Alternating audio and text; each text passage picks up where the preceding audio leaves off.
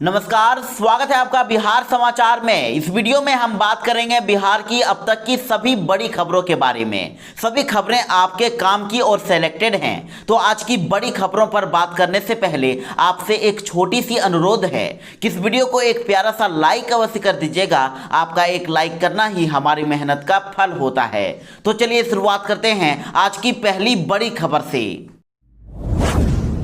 तेजस्वी यादव ने नीतीश सरकार पर किया बड़ा हमला। कहा कि सरकार ना खुद काम करती है और ना ही हमें करने देती है। बिहार के नेता प्रतिपक्ष तेजस्वी यादव ने मुख्यमंत्री नीतीश कुमार से अपील की है कि वे कोरोना काल में राजनीति ना करके विपक्ष से मदद लें। और गुरुवार को फेसबुक लाइव आकर तेजस्वी यादव ने कहा है कि बिहार में लोग बेड के लिए तरस रहे हैं और ऐसे में मुख्यमंत्री नीतीश कुमार नकारात्मक राजनीति छोड़कर कोरोना काल में विपक्ष से मदद लें। बिहार की स्थिति ठीक नहीं है। बिहार में सबसे ज्यादा डॉक्टरों की मौत हो रही है। और साथ ही तेजस्वी यादव ने कहा कि मौजूदा समय में कोई सरकारी अस्पताल नहीं जाना चाहता है क्योंकि वहां कोई व्यवस्था नहीं है। राज्य की एनडीए सरकार अगर गंभीर होती तो एक साल में प्रमंडल स्तर पर कोविड केयर अस्पताल खुल चुका होता, लेकिन एनडीए सरकार से बिहार नहीं संभल रहा है। मुख्यमंत्री नीतीश कुमार पूरी तरह से थक चुके हैं। वो समीक्षा बैठक के नाम पर लोगों की आंखों में धूल झोंक रहे हैं। और इसके साथ ही उन्होंने कहा कि हमने अपने सरकारी बंगले में बेड, ऑक्सीजन, भोजन और दवाई का इंतजाम किया।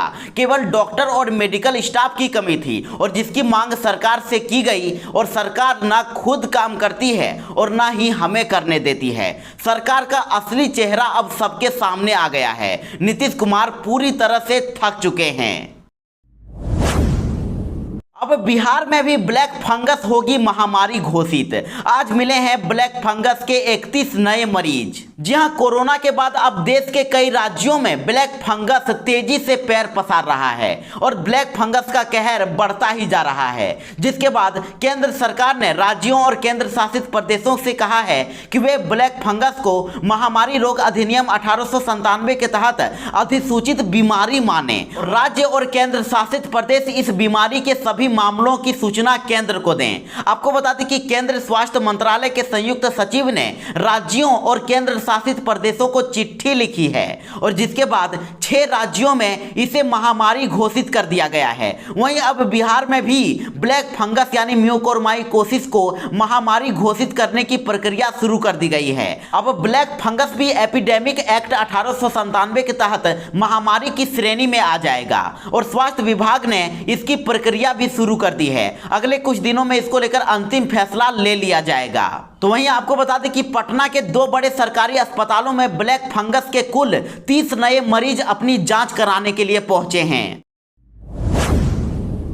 कोरोना मरीजों में ब्लैक फंगस के बाद अब हुई व्हाइट फंगस की पुष्टि। पीएमसीएच में मिले हैं 4 मरीज। कोरोना वायरस ने तो पूरे देश में कोहराम मचा के रख दिया है। तो वहीं संक्रमितों में अब नए बीमारियों के लक्षण नजर आ रहे हैं, जिससे डॉक्टरों और मरीजों की परेशानियां बढ़ रही है। कोरोना वायरस से उभर चुके, ठीक हो चुके कई मरीजों में ब्लैक फंगस की पुष्टि हुई है और अब तो बिहार में व्हाइट फंगस ने भी एंट्री मार दी है। व्हाइट फंगस के मामले चिंता बढ़ाने लगे हैं। जी हां, पटना के पीएमसीएच में भर्ती कोरोना के 4 मरीजों में व्हाइट फंगस की पुष्टि हुई है। आपको बता दें कि यह फंगस मरीजों की स्किन को नुकसान पहुंचा रहा है और इसकी देरी से पहचान होने पर जान का भी खतरा रहता है। तो वहीं डॉक्टर एसएन सिंह ने कोविड और पोस्ट कोविड मरीजों में व्हाइट फंगस को गंभीरता से लेने की अपील की है। तो इधर बीपीएससी रिजल्ट की देरी पर तेजस्वी यादव ने खड़े कर दिए सवाल और पूछा कि सेटिंग गेटिंग चल रही है क्या। जी हां, 64वें बीपीएससी परीक्षा की प्रक्रिया पूरी कर लेने के बावजूद अब तक इसका रिजल्ट प्रकाशित नहीं हो पाया है और बीपीएससी एग्जाम के रिजल्ट में देरी को लेकर नेता प्रतिपक्ष तेजस्वी यादव ने अब सवाल खड़े कर दिए हैं। तेजस्वी यादव ने सरकार से इस मसले पर जवाब मांगा है। तेजस्वी यादव ने सरकार से पूछा है कि इंटरव्यू के बाद 1 सप्ताह में रिजल्ट आने चाहिए थी, लेकिन इसमें देरी क्यों की जा रही है। तेजस्वी यादव ने यह भी कहा कि प्रतिभावान युवाओं के भविष्य के साथ सरकार खिलवाड़ कर रही है और साथ ही उन्होंने कहा कि रिजल्ट में देरी करना रिजल्ट में बदलाव का संकेत है। मैं 64वीं बीपीएससी परीक्षा के सभी उम्मीदवारों की जल्द से जल्द परिणाम प्रकाशित करने की मांग करता हूं।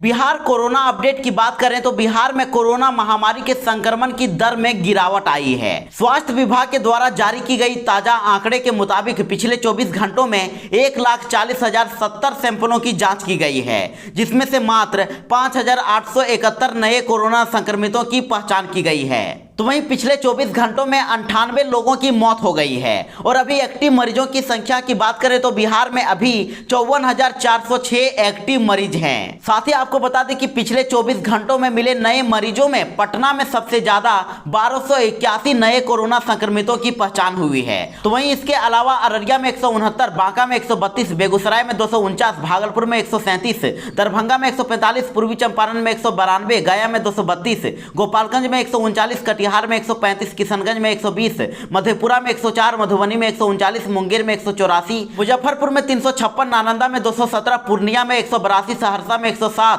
समस्तीपुर में 258, सारण में 125, शिवहर में 128, सुपौल में 191 और पश्चिमी चंपारण में 103 नए कोरोना संक्रमितों की पहचान की गई है।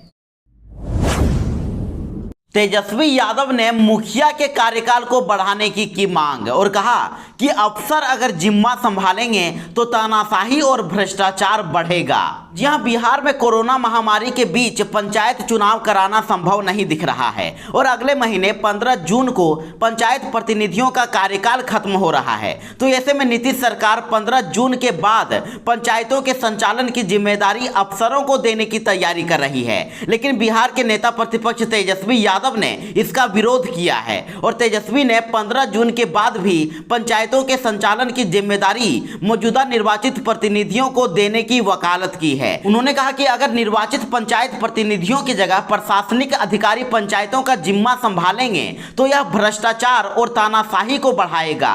तंत्र के लिए चुने गए लोग ही जरूरी हैं और बिहार पहले से ही नीतीश सरकार की तानाशाही और लोकतंत्र की हत्या से परेशान है। उन्होंने कहा कि अब कम से कम पंचायत और वार्ड स्तर पर तो इस अलोकतांत्रिक रवैये, तानाशाही और संगठित भ्रष्टाचार को फैलाने से परहेज कीजिए। तो सुशील मोदी को अपशब्द कहने पर अब लालू परिवार पर जदयू भड़क गया है। जदयू ने कहा है कि दिमाग में घुसा है गोबर, नक्षत्र नाम का दुर्भाव तो देखिए, बेअदमी को भी शर्म आ जाए। नेता प्रतिपक्ष तेजस्वी यादव ने अपने सरकारी आवास में कोविड सेंटर खोला है और जिसके बाद पूर्व डिप्टी सीएम सुशील मोदी ने तेजस्वी यादव पर सवाल खड़े कर दिए हैं। सुशील मोदी ने कहा है कि तेजस्वी यादव को सरकारी आवास के बजाय अवैध तरीके से पटना में अर्जित दर्जनों मकानों में से किसी को कोविड अस्पताल बनाना चाहिए था, जहां गरीबों का मुफ्त में इलाज होता। और इसके साथ ही उन्होंने कहा था कि परिवार में 2 बहनें MBBS डॉक्टर हैं, कोरोना संक्रमण के दौर में उनकी सेवाएं क्यों नहीं ली गई। और इसके बाद पूरा राजद परिवार सुशील मोदी पर टूट पड़ा है और लालू प्रसाद की बेटी रोहिणी आचार्य समेत कई अन्य नेताओं ने तो अपशब्दों की बौछार कर दी है। और इधर लालू प्रसाद की बेटी रोहिणी आचार्य ने तो सुशील मोदी को चेताते हुए कह दिया है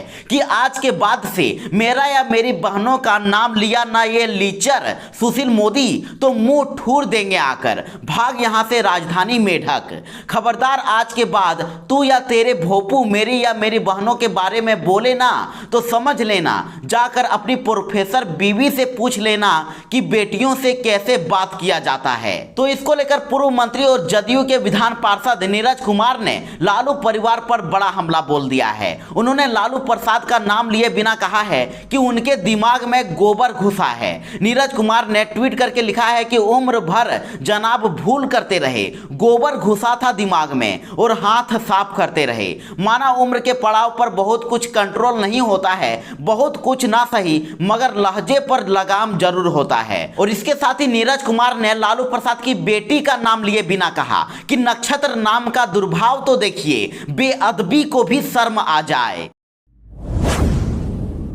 तो बिहार में अब इन डिग्रीधारियों को मंत्री जी का है खुला ऑफर, नौकरी ज्वाइन करें और 1.5 लाख की सैलरी पाएं। जी हां, बड़ी खबर है कि कोविड महामारी में आईसीयू बेड को मानकों के अनुसार संचालित करने के लिए एनेस्थेसिया डिग्रीधारी चिकित्सकों को सरकार ने नौकरी का खुला ऑफर दे दिया है। और सरकार का कहना है कि एनेस्थेसिया करने वाले डॉक्टर अगर सरकारी अस्पतालों में सेवा देना चाहते हैं तो वे स्वास्थ्य विभाग में आवेदन कर सकते हैं और उनका नियोजन किया जाएगा और उनको हर महीने 1.5 लाख का मानदेय दिया जाएगा। और कहा गया है कि अभी सरकार को 935 एनेस्थेसिया डॉक्टरों की आवश्यकता है और इसको लेकर तकनीकी चयन आयोग द्वारा विज्ञापन भी जारी किया गया है। स्वास्थ्य मंत्री मंगल पांडे ने कहा है कि सरकार को एनेस्थेसिया के चिकित्सकों की आवश्यकता है। अगर एनेस्थेसिया के डिग्री लेने वाले चिकित्सक सरकारी सेवा में आना चाहते हैं तो उनकी नियुक्ति की जाएगी। तो अब मछली पालने वालों के लिए एक बड़ी खुशखबरी है। मत्स्य पालकों के नुकसान की भरपाई अब सरकार करेगी। जी हां, मछली पालन वाले तालाबों का होगा इंश्योरेंस।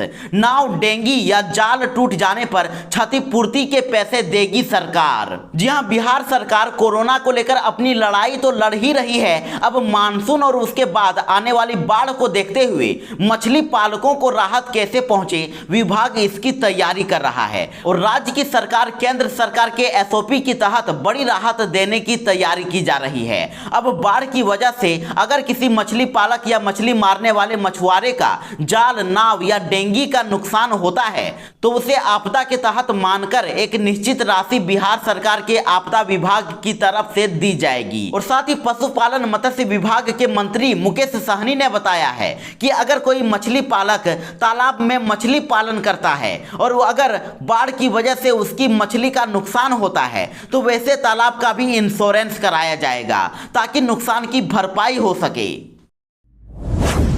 आने वाले 2 दिनों तक आसमान में छाए रहेंगे बादल, पूरे बिहार में बारिश के आसार। बिहार मौसम समाचार की बात करें तो मौसम विभाग ने बिहार के लिए अलर्ट जारी कर दिया है और आने वाले 2 दिनों तक आसमान में बादल छाए रहेंगे और राज्य भर में कई स्थानों पर हल्की व मध्यम बारिश होने की संभावना है। 2 दिनों के बाद हवा के रुख में परिवर्तन होगा जिससे हालात सामान्य हो जाएंगे और इस कारण से तापमान में भी वृद्धि होगी।